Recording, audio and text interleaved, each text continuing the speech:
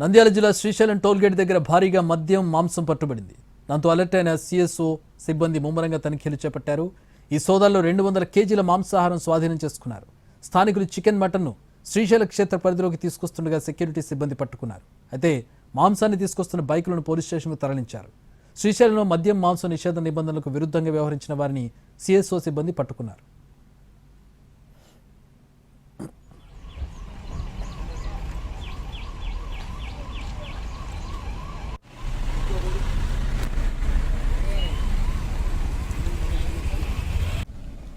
నంద్యాల జిల్లా శ్రీశైలం టోల్గేట్ దగ్గర భారీగా మద్యం మాంసం పట్టుబడింది. దాంతో అలర్ట్ అయిన సిఎస్ఓ సిబ్బంది ముమ్మరంగా తనిఖీలు చేపట్టారు.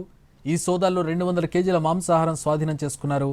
స్థానికులు చికెన్ మటన్ను శ్రీశైల క్షేత్ర పరిధిలోకి తీసుకొస్తుండగా సెక్యూరిటీ సిబ్బంది పట్టుకున్నారు. మాంసాన్ని తీసుకొస్తున్న బైకులను పోలీస్ స్టేషన్కు తరలించారు. శ్రీశైలంలో మద్యం మాంసం నిషేధ నిబంధనలకు విరుద్ధంగా వ్యవహరించిన వారిని సిఎస్ఓ సిబ్బంది పట్టుకున్నారు.